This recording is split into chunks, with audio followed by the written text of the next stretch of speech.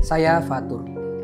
Berada di komunitas dan lingkaran dakwah membuat saya semakin ingin belajar, semakin ingin memahami lebih dalam tentang Islam. Tapi apa ada masjid-masjid seperti itu di Indonesia ini, Pak? Kalau kita hanya melihat di foto saja, maka kita akan berhenti pada masjid sebagai tempat sholat begitu. Tapi kalau kita mengunjungi masjid-masjid itu, maka kita bisa mengambil hikmah, mengambil pelajaran bukan hanya dari bangunannya, tapi juga dari sejarahnya, bagaimana dia dari waktu ke waktu, khususnya masjid-masjid tua yang telah teruji oleh zaman, gitu kan.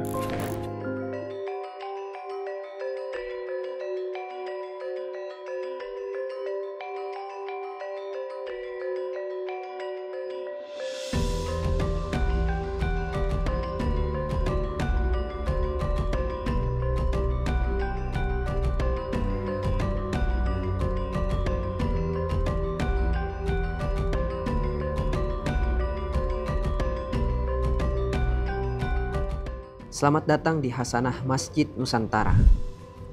Kali ini kita akan menjelajahi Masjid Agung Demak, masjid tertua di Jawa yang menjadi saksi kejayaan Kesultanan Demak dan pusat dakwah para wali songo.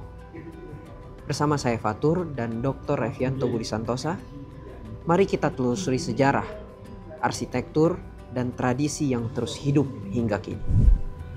Pak, jadi Masjid Agung Demak ini emang benar-benar jadi simbol kejayaan Islam di Jawa ya? Lebih dari sekedar simbol, Masjid Demak itu menjadi model. Oke. Dia menjadi rujukan bagi perkembangan masjid-masjid berikutnya. Bahkan kota Demak sendiri juga menjadi pola bagi pembangunan berikutnya. Sehingga Demak menjadi tonggak bagi perkembangan peradaban Islam di Jawa. Ya, ini berarti akan banyak sekali ya sejarah yang kita temukan ya. Siap, Enaknya kita cerita-cerita di masjid kali ya. Kita harus ke sana untuk menghayati secara total. Ya. Wah, Pak, alhamdulillah kita akhirnya sampai di Masjid Agung Demak ini, Pak. Iya. Kalau saya lihat kawasannya besar, lengkap juga, bahkan ada museumnya. Ini menarik sekali. Gimana sih sebenarnya kalau kita melihat kawasan ini secara helikopter view gitu, Pak? Ya, Masjid Agung Demak yang luar biasa yang ada di depan kita ini memang bukan sekedar tempat ibadah saja. Dia menjadi kelengkapan dari suatu pusat pemerintahan. Oke. Sehingga Kesultanan Muslim yang pertama itu membentuk sistem politik sekaligus sistem ruang suatu kota di sini. Iya, yang ini depan kita ini apa ini, Pak? Di depan kita ada alun-alun. Oh. Di sebelah selatan alun-alun dulu ada istana. Oke. Dan di utara alun-alun kalau kita belok ke situ sedikit, kita akan menjumpai pasar. Sehingga alun, istana, ya, pasar. Ya. 4 hal itu lalu menjadi komponen penting yang diikuti oleh kota-kota Muslim lainnya di Jawa, bahkan mungkin di beberapa bagian di Indonesia. Jadi ada masjid, alun-alun, istana, dan pasar. Untuk keagamaan, kegiatan publik, pemerintahan, dan perekonomian. Lengkap ya. Sehingga kelengkapan itu menjadi satu 4-in-1, satu kesatuan yang menginspirasi perkembangan kota-kota yang lain. Oke, kita keliling dulu ini, Pak. Kita mulai dari luarnya. Ya. Apa sih yang bisa kita lihat nanti di halaman masjid ini? Apa yang kemudian menarik, hikmah apa yang bisa kita ambil? Yuk kita jalan lagi. Siap. Pak.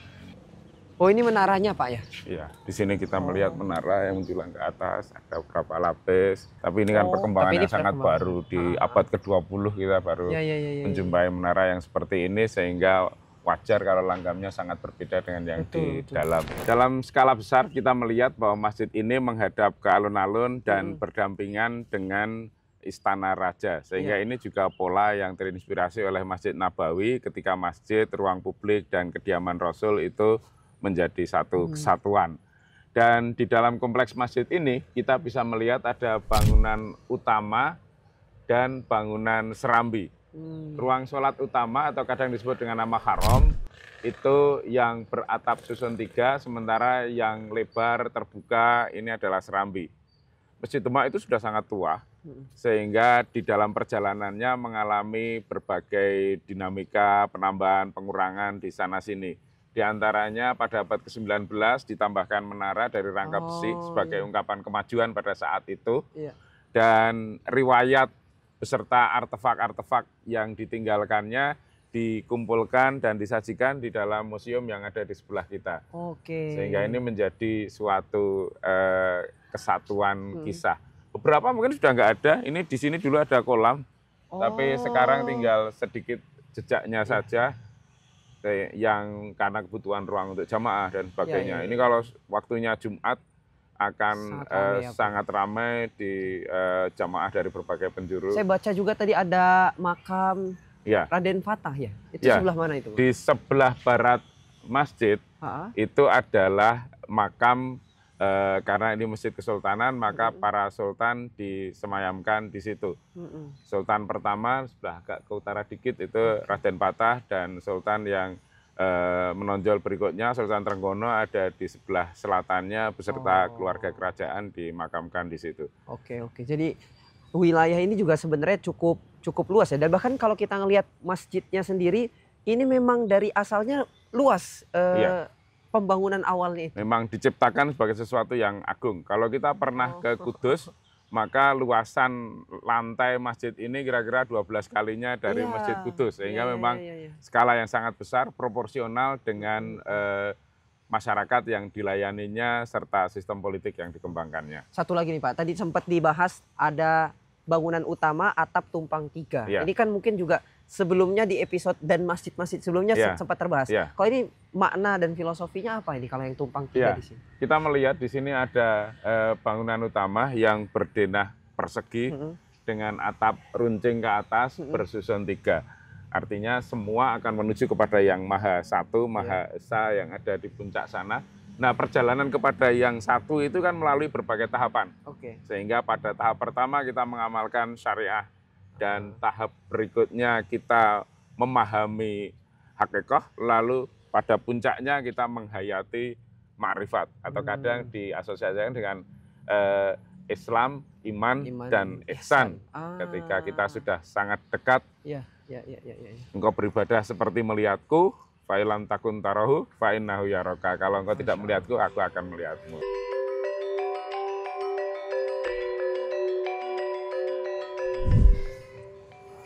Pak, kemarin kan di Kudus kita udah cerita-cerita bahwa Kudus ini, Masjid Al-Aqsa Menara Kudus tuh ibaratnya kayak Al-Qudsnya. Terus Pak Revi sempat bilang kan, ya Mekahnya itu, simbol Mekahnya itu ada di Masjid Agung Demak ini.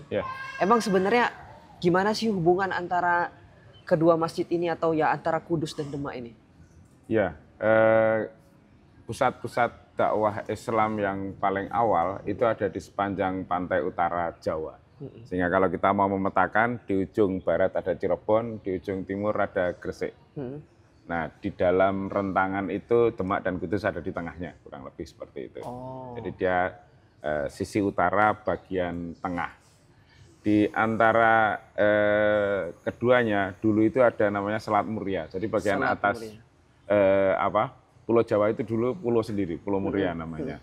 Nah, Demak dan Kudus itu terletak sangat dekat. Secara geografis dia berdekatan, sehingga kadang dianggap sebagai sepasang kota yang satu mewakili kedua tanah suci, Haramain, Makkahnya dan Madinahnya, dan Al-Qudsnya itu. Sehingga Madinahnya ada di Kadilangu, Al-Qudsnya ada di Kudus, dan Makkahnya ada di sini. Sehingga kisah tentang Sunan Kalijogo menyelaraskan kiblat antara Masjid Demak dan Baitullah di Makkah itu menjadi sangat populer, karena memang keduanya dipahami sebagai satu kesatuan. Nah, ini kalau Masjid Agung Demak ini, dia memang menjadi simbol kekuatan dan pusat dari dakwahnya Kesultanan Demak, atau seperti apa itu, Pak? Para wali berdakwah di berbagai penjuru Jawa dan bersama-sama membina Kesultanan Demak, sehingga Demak bukan hanya pusat dakwah tapi juga pusat politis. Sementara yang lain kan relatif minor dimensi politisnya. Kecuali Cirebon yang belakangan lalu berkembang juga menjadi satu satuan politis yang cukup besar. Dengan posisinya yang ada di tengah, maka Demak itu menjadi hub atau menjadi mudah untuk menjangkau bagian-bagian yang lain. Sehingga di Demak tidak ada makam wali, tapi diasosiasikan dengan semua wali. Karena seolah-olah di sini adalah simbol yang menyatukan dari segenap dakwah tadi yang dilembagakan menjadi kesultanan, sehingga dari sinilah gerakan dakwah itu menjadi efektif untuk menjangkau banyak bagian di Pulau Jawa ini. Nah, yang menarik tadi kan saya keliling-keliling, terus saya ngelihat ada ya arsitektur yang diwarnai Majapahit gitu, suasana Majapahit itu terasa sekali di Masjid Agung Demak ini. Itu apa saja sih sebenarnya arsitektur yang memang di sana tuh ada peran dari Majapahit gitu?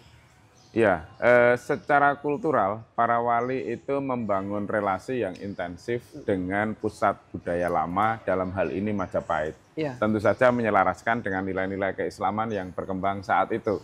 Di antaranya adalah membuat bangunan yang besar. Tipe bangunannya sama dengan di Majapahit, tapi dimensinya yang lalu lebih besar.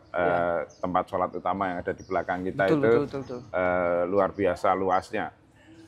Serambi ini, kita sekarang duduk di serambi masjid, secara khusus memiliki keterkaitan yang kuat. Bahkan beberapa naskah seperti Serat Kondo mengisahkan bahwa serambi ini semula adalah paseban atau balerung di Majapahit yang dibawa ke sini untuk dirakit kembali menjadi bagian dari suatu tempat pusat keislaman ini. Bisa gitu ya? Jadi dibawa ke sini. Ini kalau kita lihat pasak-pasaknya itu mungkin kan untuk dicopot itu. Oke.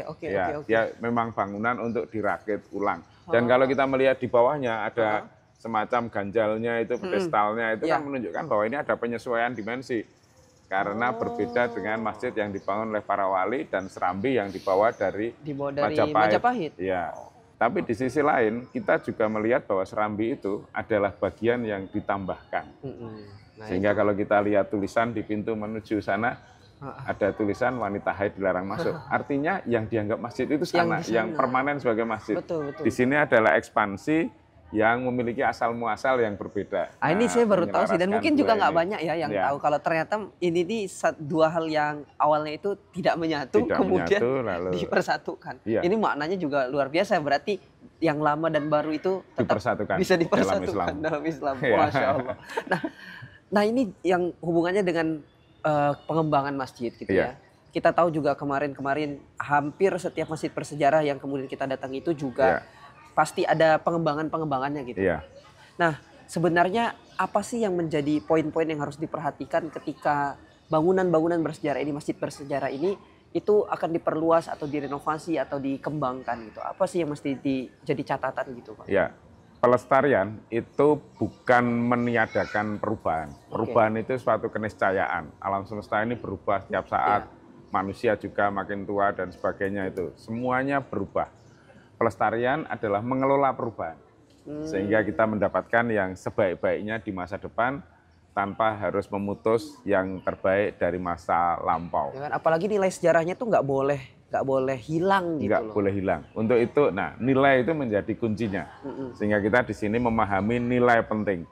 Kalau kita melihat tiang-tiang yang berornamen ini, kita akan tahu nilai kulturalnya yang luar biasa, menyambung yang lama dengan yang baru, membuat pusat ini menjadi memiliki kedudukan yang khusus dan sebagainya.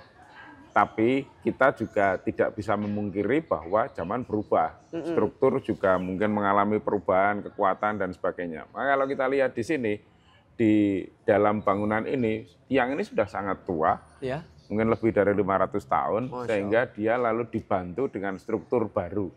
Yang ada di deretan di sebelah kiri kita ini adalah tiang-tiang beton yang ditambahkan kemudian. Begitu juga ada di sebelah kanan sana, supaya rangka atap itu dipikul oleh deretan tiang ini, sehingga tiang lama yang dari kayu itu menjadi elemen simbolik untuk jejak budaya dan tidak harus memikul beban atap yang berat itu. Ini tantangannya apa, Pak, secara teknis? Maksudnya kan tidak mudah gitu untuk melakukan pengembangan ini atau kemudian tetap menjaga nilainya, tapi struktur dan pembaruannya tadi tetap bisa dilakukan. Apa sih tantangannya secara teknis, mungkin dari segi arsitektur gitu ya? Ketika dalam proses ini? Saya kira tadi yang saya akan menggarisbawahi yang sudah disampaikan tadi, bahwa tantangan pertama adalah mengidentifikasikan bagian mana yang memiliki nilai paling penting. Gitu kan? Lalu bagian lain yang bertugas untuk mensupport nilai penting tersebut. Seperti misalnya tiang ini penting. tapi bagian tepi boleh diganti supaya tiang ini bisa bertahan. Begitu.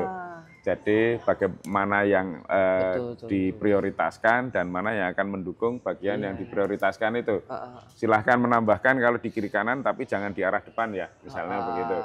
Artinya kan, bukan hanya dari perspektif bangunannya ya, perspektif sejarahnya harus kuat untuk mengidentifikasi nilai-nilainya tadi. Ya, untuk itu diperlukan kerjasama dari banyak pihak, kajian-kajian yang intensif, agar kita bisa mengambil keputusan yang sebaik-baiknya. Karena cagar budaya itu sesuatu yang non-renewable, sekali hilang ya hilang gitu kan.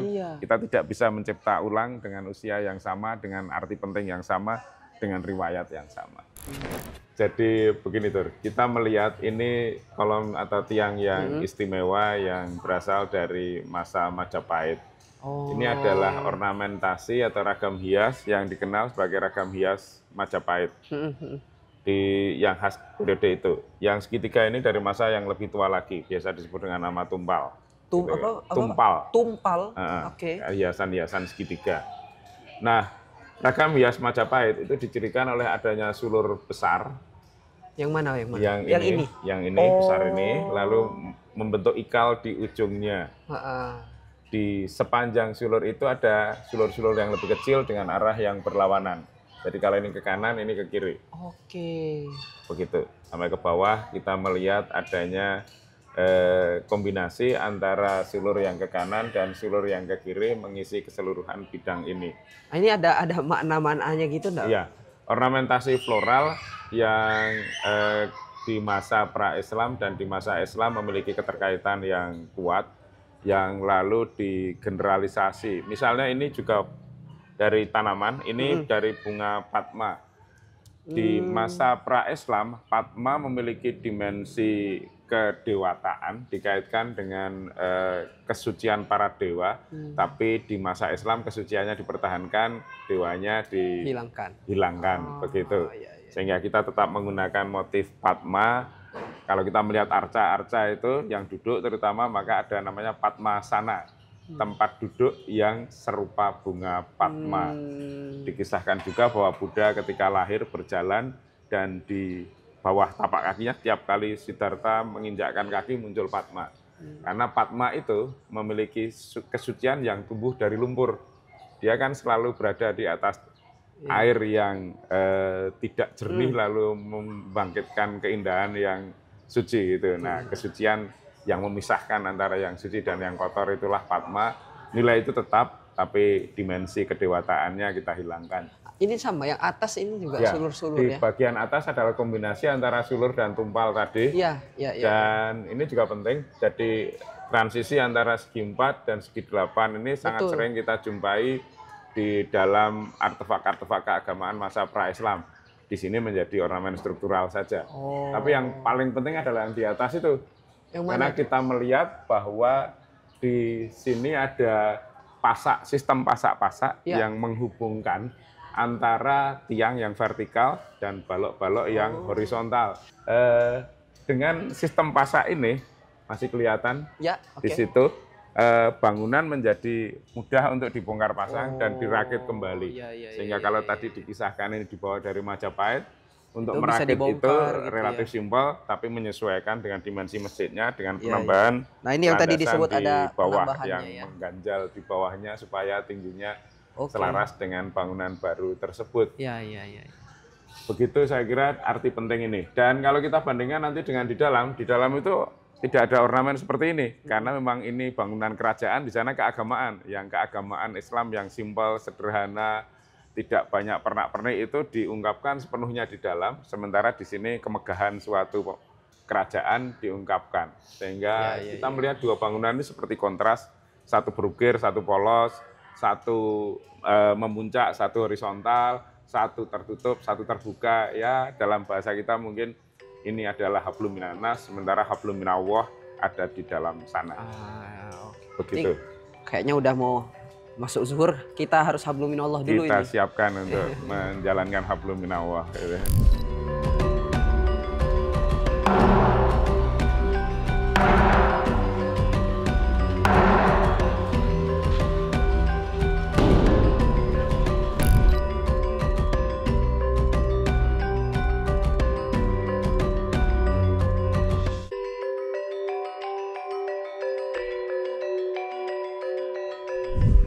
Masjid Agung Demak, sebuah simbol kejayaan Islam di Jawa, berdiri megah sebagai saksi bisu perjalanan dakwah para wali songo.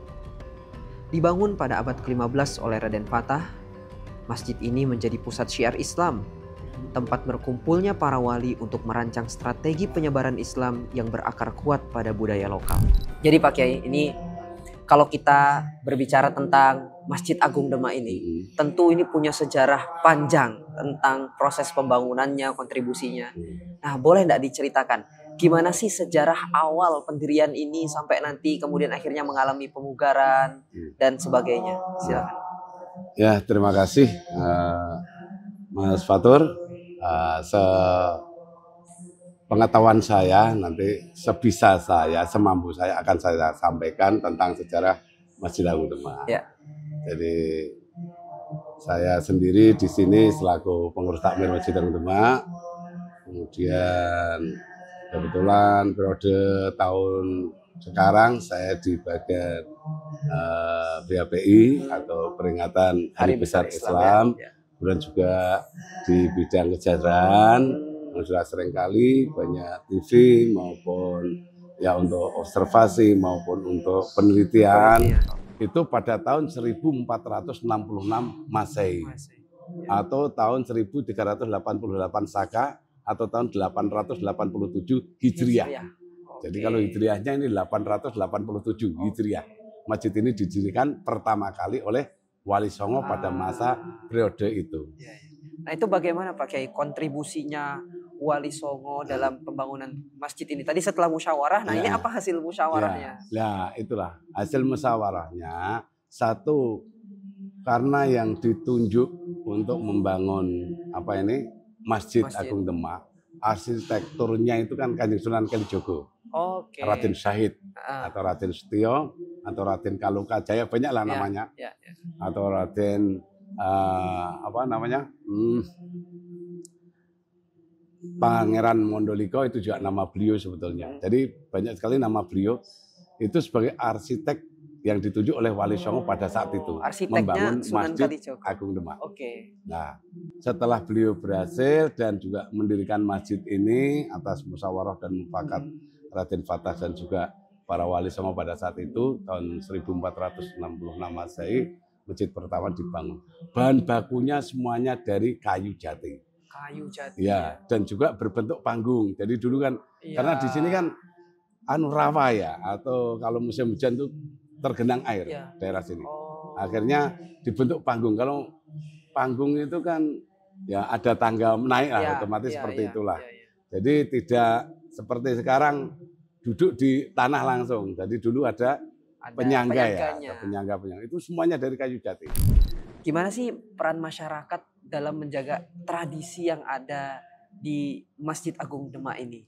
Menjaga sejarahnya, menjaga nilai-nilai, mungkin juga budayanya.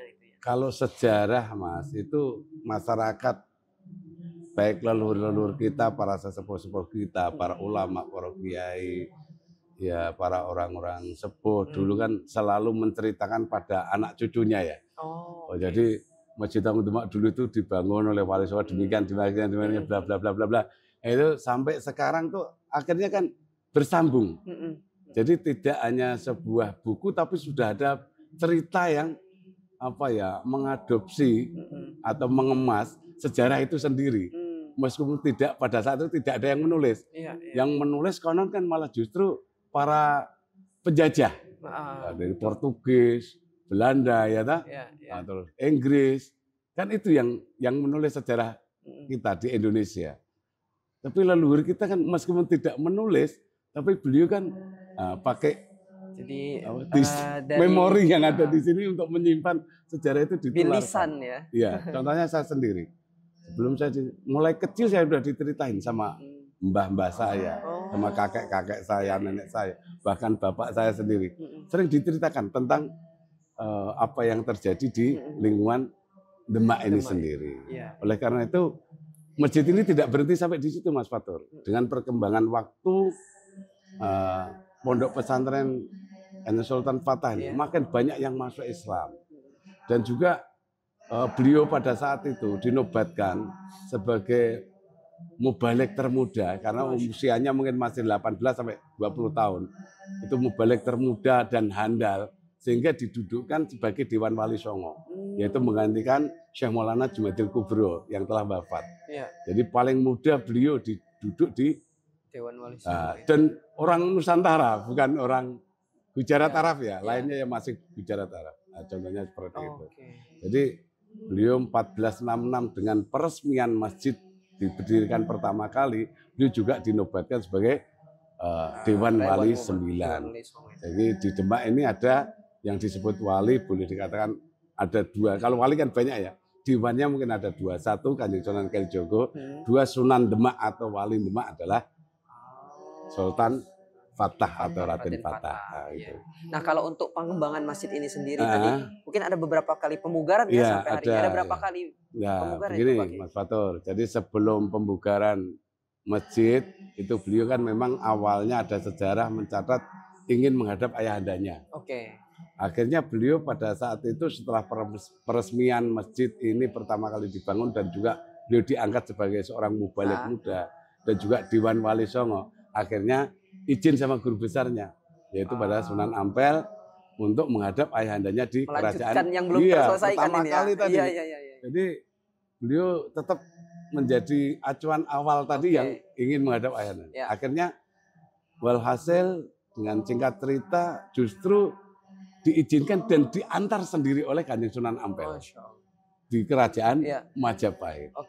Alhamdulillah sampai di sana diterima dengan lapang dada dan sukaria. Dan dinobatkan secara resmi sebagai putra mahkota Kerajaan Majapahit ke-13 dan juga dihadiahi wilayah kekuasaan.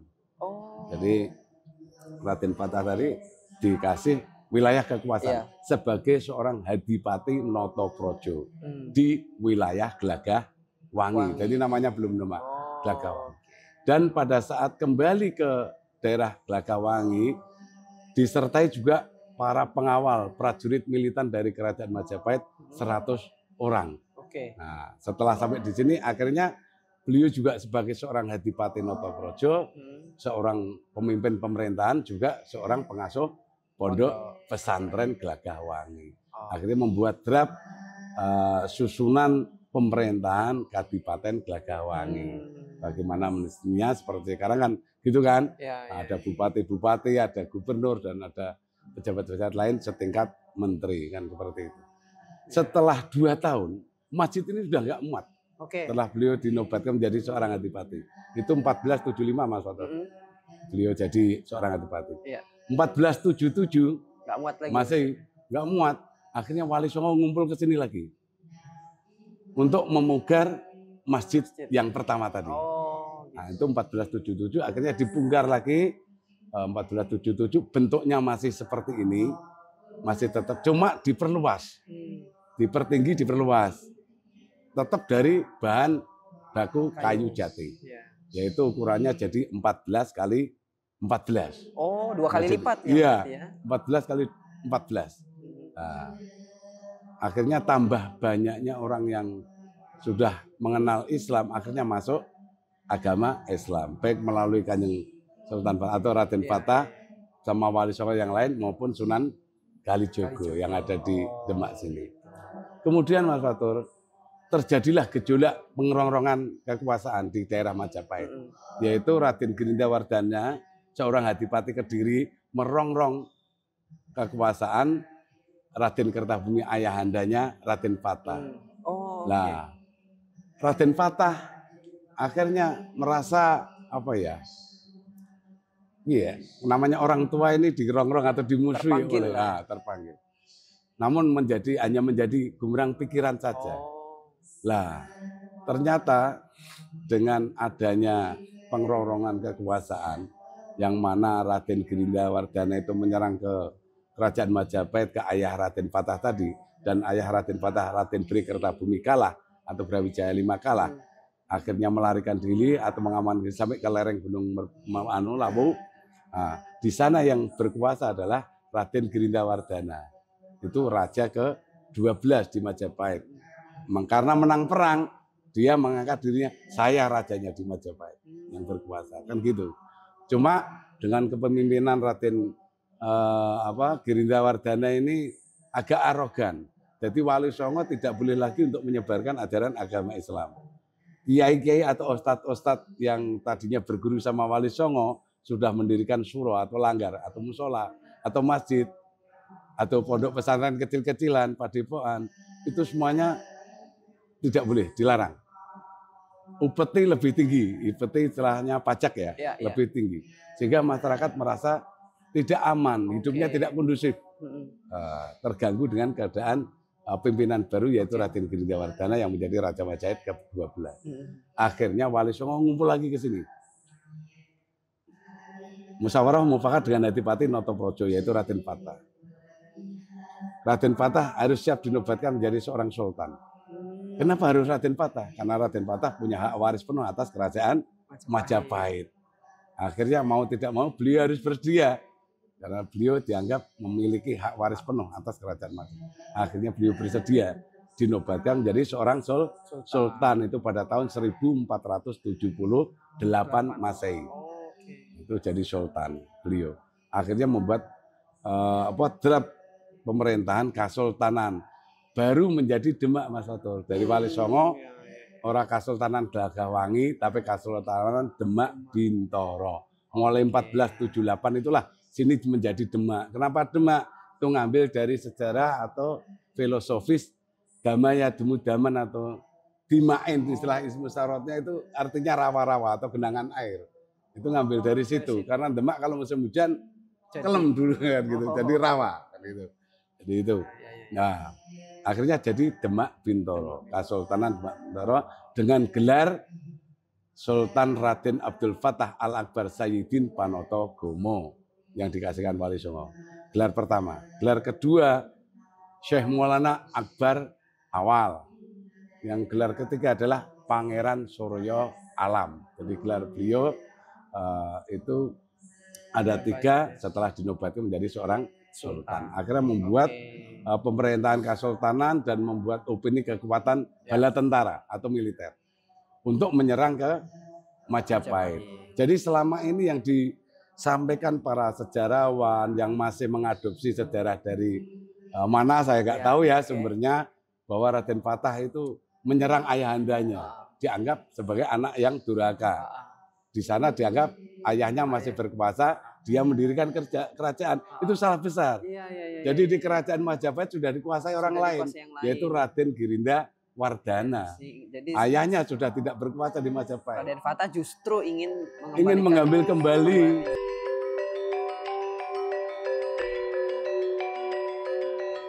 Nah ini Mas Fatur yang tadi saya sampaikan yang dibawa oleh Kanjeng Sultan Fatah, antara lain adalah 1 8 Soko Ukir yang ada di Serambi, itu dulu penopang pendopo kerajaan Majapahit.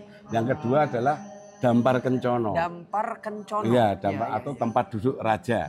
Ya, ini masih asli dari Majapahit. Iya, jadi kita hanya merawat dengan cat-cat saja, jadi tidak pernah merubah atau memperbaiki. Alhamdulillah sampai sekarang masih kondisinya masih bagus. Ini memang ukirannya pun tadi ya, ukiran Majapahit, ini sama dengan yang di 8 tiang di depan itu tadi. Khas Majapahit. Khas Majapahit. Ya, betul. Kemudian yang kita mungkin sering melihat orang ada matahari di betul. Itu memang simbol kebesaran kerajaan Majapahit. Surya Majapahit, yaitu dari kekuatan para dewa kalau di sana ya. Beliau bisa seperti karena keturunan dari kerajaan Majapahit kan seperti itu kan. Lah simbol ini juga merupakan simbol kebesaran. Dan di sini juga sudah dirubah, tidak dewa-dewa lagi tapi maknanya jadi bukan soal dewa lagi. Kan gitu. Ini Maksuroh atau Kholwat. Ini sebetulnya hanya tempat sholat sunnah. Jadi para imam rawatib gitu, sebelum beliau menjadi imam di sana di mihrab, beliau sholat sunnah di sini. Jadi sholat sunnah di dalam sini. Jadi sebetulnya ini ruangan kosong, dalamnya tidak ada apa-apa. Nah benda ini adalah sodakoh atau boleh dikatakan hibah atau boleh dikatakan dari Prabu Ningrat, itu Adipati kedua di Demak Bintoro pasca Kesultanan karena tahunnya adalah 1833. Oh, iya. Jadi 400 tahun Masehi, setelah iya. ini ada ya. Ini dari pemerintah, seorang adipati. Jadi di sini terdapat apa? Kalau orang bilang itu gambar bulus. Mana? Itu kan seperti kura-kura bulus iya, di dalam iya, itu. iya. Nah, bulus itu dulu memang bulus asli dari Kanjeng Sunan Kalijogo untuk bisa menjadi pedoman orang-orang yang sudah masuk ke masjid. Kalau sudah masuk ke masjid itu bulus mlebu kudu alus. Maksudnya suci hati, suci badan, suci pakaian, suci tempat, suci pikiran, bulus untuk takaruban ilallah. Masya Allah, bulus melebu kudu alus. Ya. Itu nak mlebu masjid filosofis gitu, ya. filosofis. Tapi ada yang mengartikan bahwa tahun seperti yang terakhir di Bugar tadi 1479, ada yang mengartikan itu karena bulus kepalanya 1, kakinya 4. Itu merupakan angka 1 dan 4, kemudian badannya itu bulat dianggap angka kosong, ekornya 1. Jadi 1401 Saka. Bukan Masehi tapi Saka. Masehnya 1479. Keramik itu hadiah dari Putri Campa atau Putri Liang atau Putri Fatimah Zahra. Jadi dari Ibunda Raden Fatah. Dan juga bentuk ornamennya ya seperti itulah keramik dari tahun ke tahun sampai sekarang mungkin masih ditiru ya seperti itu ya. Gambar-gambarnya kan ada yang jelas juga ada ornamen. Jadi hadiah itu, dari Putri Campa tadi ya. Kadang-kadang bentuk-bentuk seperti itu juga ada filosofis, cuma saya nggak bisa mempelajari apa ornamen yang terdapat di dalam keramik itu sendiri. Ini adalah akar mimang. Artinya akar mimang kalau filosofisnya sesulit apapun kehidupan, kalau manusia itu mau menghadap atau mendekat pada Sang Khalik atau Allah Subhanahu wa taala, insya Allah akan mendapatkan jalan keluar dan kemudahan dan juga mendapatkan kemuliaan atas dasar iman dan takwanya. Ini ada bintang 6. Bintang di tengah ini. Oh iya betul, 6. Iya. Itu adalah simbol kemuliaan atau kebahagiaan. Nah, ini juga, ini kan tidak ada ujung ininya. Iya, kayak labirin gitu, kan itu seperti dipasang tapi tidak ini. Siapa lagi yang memakmurkan masjid kalau bukan kita-kita. Apalagi generasi muda kita sekarang. Itu mungkin masalah sejarah sudah mendekati 0,% lah menyukai itu. Sukanya kan mungkin ya film-film barat, hal-hal yang lain, pegangan handphone, TikTok segala macam lah. Luangkanlah ya anak-anak muda, kaum muslimin, muslimat, mukminin, mukminat dimanapun berada, saya harapkan luangkanlah waktu untuk menyisihkan waktu. Pak Kiai, kalau bulan Ramadan, ini apa kegiatan uniknya di Masjid Agung Demak ini? Kegiatan Ramadan di Masjid Agung Demak ini menurut kami semuanya unik dan menarik. Semuanya sebetulnya unik dan menarik karena tidak ada di hari-hari atau di bulan-bulan biasa. Karena 1 tahun kan Ramadan hanya 1 bulan satu kali ini. Jadi ada hal yang menarik di sini. Yang pertama, memang kita sebelum Ramadan kita sudah mengagendakan diadakannya yaitu pesantren lansia. Pesantren lansia. Ya, di sini ada pesantren lansia, Mas. Gimana itu? Itu di belakang diasramakan.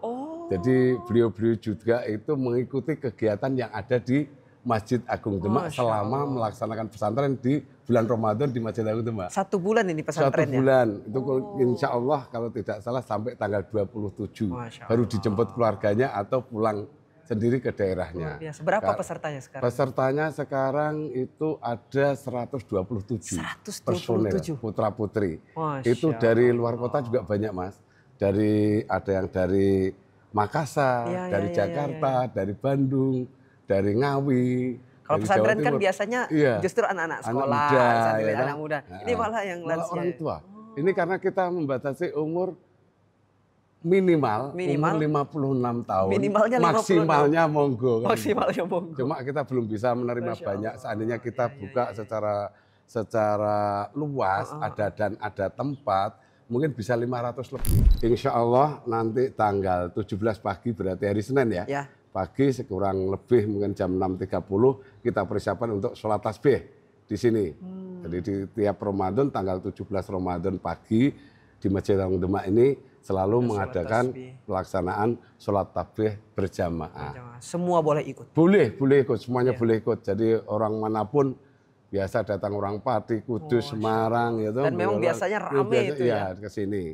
Itu tanggal 17 pagi. Nah, kemudian 10 hari terakhir. Nah ini yang penting, 10 hari terakhir ini ada 10 hari terakhir, itu memang anjuran Rasulullah Muhammad SAW. Kita kan justru banyak-banyaklah di masjid, tapi jangan tidur. Iya. Tapi takaruban ilallah, mungkin tadarus Al-Quran, melaksanakan sholat-sholat itikaf dan lain sebagainya. Pokoknya yang notabene ibadah kepada Allah SWT. Lah, di Masjid Agung Demak ini yang saya katakan unik dan menarik, karena mungkin di daerah lain tidak ada. Ada atau tidak ada, wallahu alam ya. Nah, itu kalau di sini itu kan tersentral, seakan-akan orang mana-mana datang semua. Mulai malam tanggal 21 Ramadan. Jadi 20 malam 21 Ramadan itu di sini biasanya diadakan pengajian umum Nuzulul Quran. Yang nanti akan dilaksanakan Takmir Masjid Agung Demak juga pelaksanaan pengajian Nuzulul Quran, yaitu di Serambi Masjid Agung Demak, dan dilanjutkan sholat tasbih bersama atau berjamaah di Masjid Agung Demak. Ya insya Allah jamaahnya biasanya itu sampai melebar sampai ke alun-alun. Itu yang ikut sholat tasbih itu 2 rakaat salam, 2 rakaat salam. Sekarang kalau Idul Fitrinya gimana? Idul Fitri ya seperti mana biasa kita melaksanakan sholat Idul Fitri ya pagi hari setelah kita menjalankan puasa selama 30 hari kita akhiri dengan yaitu sholat Idul Fitri berjamaah di sini. Jadi seperti biasa Mas, Idul Fitri di sini juga melebar sampai ke alun-alun sana ya. Itu agendanya ya hanya itu, setelah Idul Fitri mungkin kita hanya sekedar selamatan untuk tamir dan karyawan atau masyarakat yang mau selamat. Nah, terus di Demak ini adegannya sawalan selama 7 hari. Jadi sawalan sana selama 7 hari ditutup dengan namanya Bodo Kupat kalau di sini. Bodo Kupat. Bodo Kupat itu setelah kita melaksanakan Idul Fitri, 1 hari itu kan haram kita untuk melaksanakan puasa. Tapi dianjurkan untuk sholat puasa sunnah 6 hari kan. Nah, ke belakang. Nah, setelah itu namanya kalau di sini Bodo Kupat atau sawalan itu tadi. Nah itu Kupat itu juga ada filosofisnya. Kalau menurut Kundan Kalijogo itu ya orang itu sebagusnya ya ngaku lepat gitu kan. Ngaku lepat, ngaku salah. Ini merupakan yang 7 meter yang tadi Mas Fatur masuk ke masjid. Nah ya ini di museum ini tuh semuanya ini yang aslinya ditaruh sini Mas? Jadi yang 7 meter dari bawah yang tadi Mas Fatur ke sana, ini yang asli, yang dari bawah. Sedangkan yang 10 meter di atas itu masih asli, masih digunakan sampai sekarang. Seperti itu. Nah jadi, ini ada yang lebih pendek itu kenapa ya Mas? Betul, ini punya Sunan Gunung Jati rusaknya hanya sekitar 1 meteran. Jadi yang lainnya yang punya Sunan Ampel, Sunan Gunung Jati, sama Sunan Kalijaga, ini rusaknya hanya 7 meter. Seperti itu. Nah ini selain ini apa yang ada di sini Mas? Ada Mas, ini ada Gentongkong.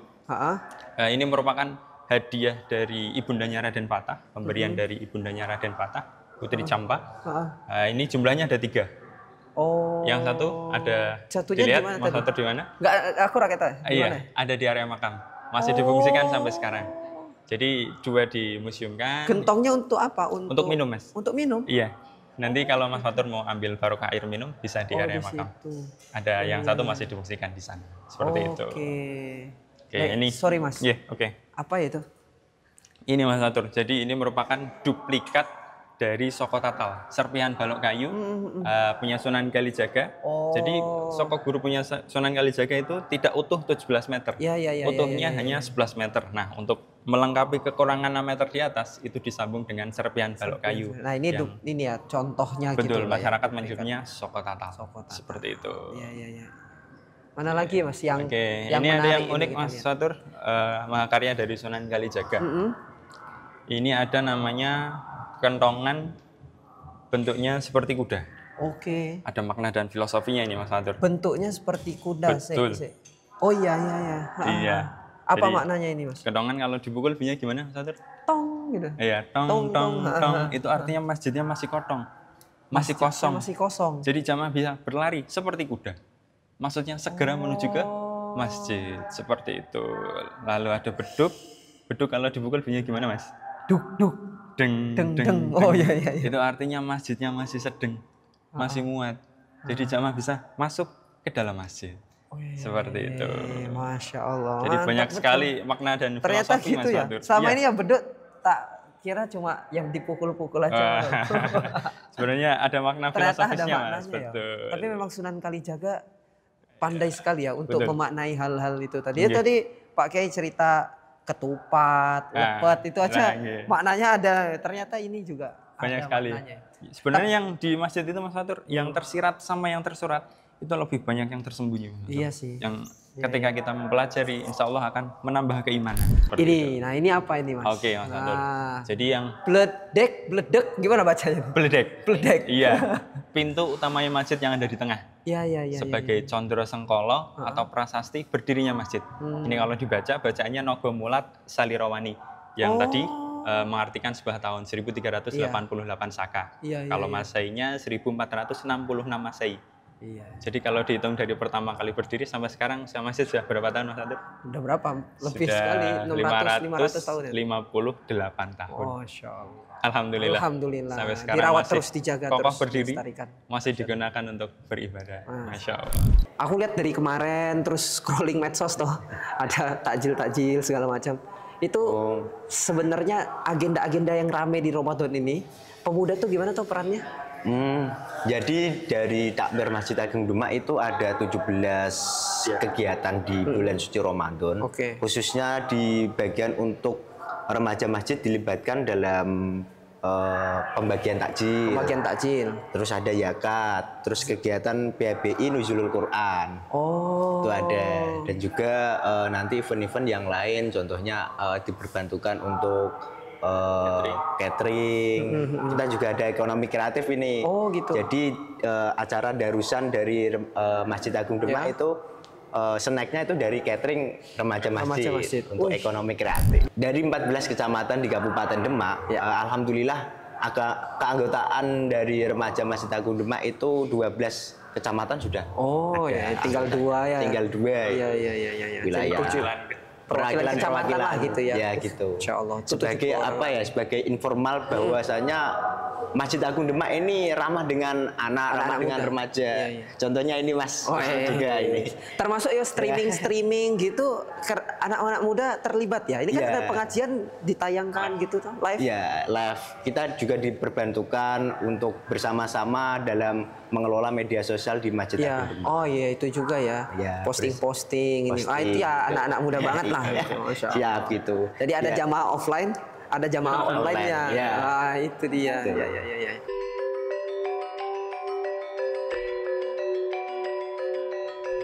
Alhamdulillah Pak, akhirnya ya dari beberapa masjid ini yang sudah kita lakukan perjalanannya, rasanya itu banyak banget ya hikmah yang bisa saya ambil ya. Terutama soal perjalanan menyebarkan Islam dari para ulama kita, dari para tokoh-tokoh kita. Itu ya yang pertama saya dapatkan semangatnya itu loh Pak. Masya Allah. Jadi kalau ada masalah tuh nggak langsung menyerah gitu, tapi mencari jalan terus sampai akhirnya ya salah satunya kita bisa menikmati Islamnya di Indonesia hari ini gitu. Ya, saya sangat bahagia ketika kau menemukan itu melalui perjalanan bersama kita. Dan masjid itu adalah jejak dakwah.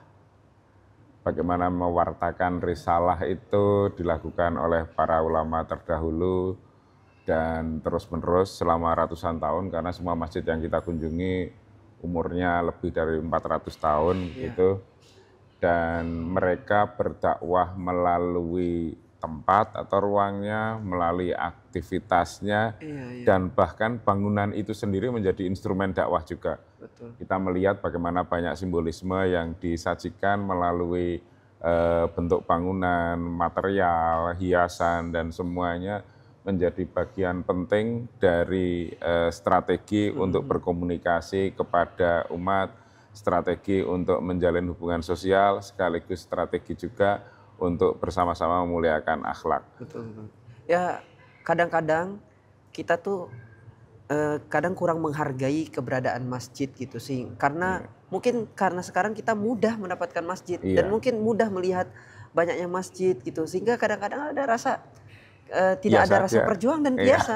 Tapi setelah perjalanan ini saya, Masya Allah, ternyata dari semua itu masjid itu tuh betul-betul harusnya kita hargai karena dia diawali oleh sejarah perjuangan yang luar biasa, sehingga akhirnya masjid itu bisa kita rasakan nikmatnya, kita bisa beribadah di situ dengan tenang. Gitu.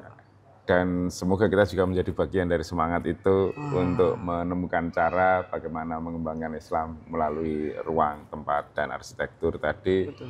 Yang akan menjadi hasanah bagi anak cucu kita berikutnya nanti. Agar nanti cucumu bisa seperti dirimu sekarang. Masya Allah. Oke. Alhamdulillah, saya makasih banyak ya Pak sudah ditemani kita dari makan bareng sampai keliling-keliling bareng mencari hikmah ini luar biasa. Alhamdulillah, insya Allah untuk pameran aman saya Pak. Iya, ini cara belajar yang sangat mengesankan dan baik, akan membekas di dalam perjalanan hidupmu nanti. Sehingga what next after the pameran gitu kan, sesudah kita bisa menyelenggarakan pameran, akan ada sekian banyak masjid lagi yang juga menjadi khasanah hikmah yang luar biasa, atau mungkin akan dilanjutkan dengan ikhtiar berikutnya untuk mewariskan khasanah luar biasa ini kepada masyarakat luas dan generasi berikutnya. Oh iya, kemana lagi ya kita Pak? Perjalanan ini lebih dari sekedar membuat dokumentasi.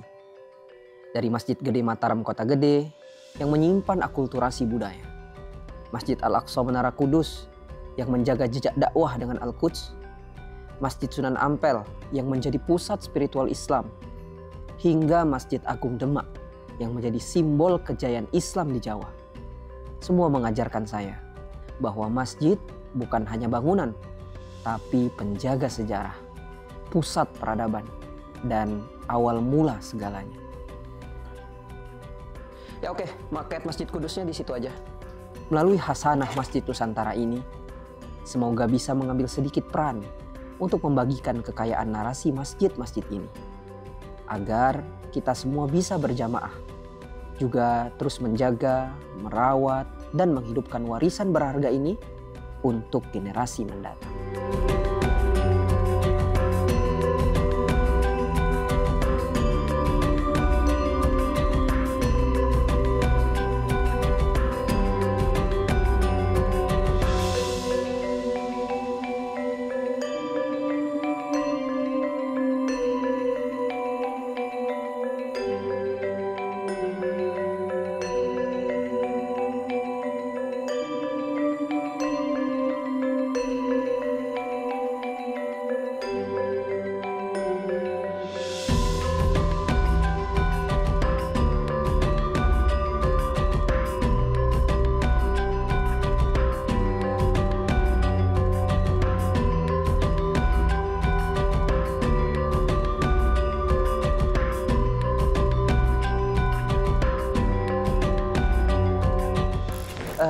Ketika nantinya banyak yang berfoto dengan latar masjid itu, orang-orang pulang bukan hanya dengan fotonya, bukan hanya dengan videonya, tapi juga dengan ilmu, pengetahuan, dan juga hikmah dari masjid yang dikunjungi itu.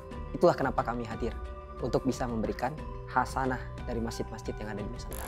Harapan terbaik kami adalah tayangan ini menjadi inspirasi, bukan sekedar menjadi tontonan yang lalu berhenti. Inspirasi untuk mengunjungi, silaturahmi, dan menyebarluaskan, mengambil hikmah dalam lingkup yang lebih luas lagi. Semoga Allah memudahkan langkah kita untuk menebarkan kebaikan bagi sesama.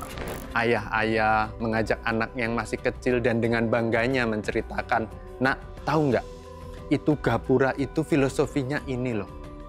Baru kemudian menikmati tempat itu entah dengan berfoto, sholat di sana, atau apapun, menikmati kuliner di sana, pasti menyenangkan sekali. Alhamdulillah diperjalankan di masjid yang belum pernah dikunjungi. Sebuah pengalaman yang menyenangkan dan semoga bisa berlanjut di season selanjutnya.